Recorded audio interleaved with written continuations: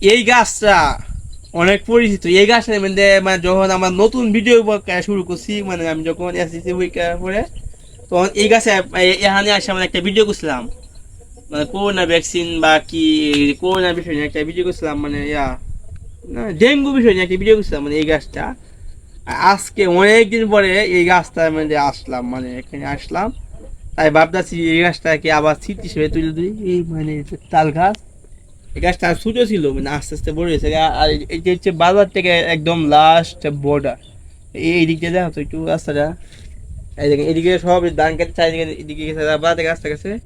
আর এদিকে বাজার থেকে লাস্ট বর্ডার রাস্তা, রাস্তা দেখো এদিকে, এই যে বাজার থেকে লাস্ট বর্ডার রাস্তা।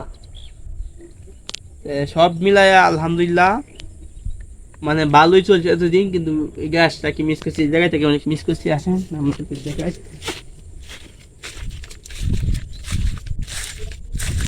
এই দেখেন বাজার থেকে লাস্ট বর্ডার, এরপরে আর রাস্তা আছে একদম শেষ সীমানা।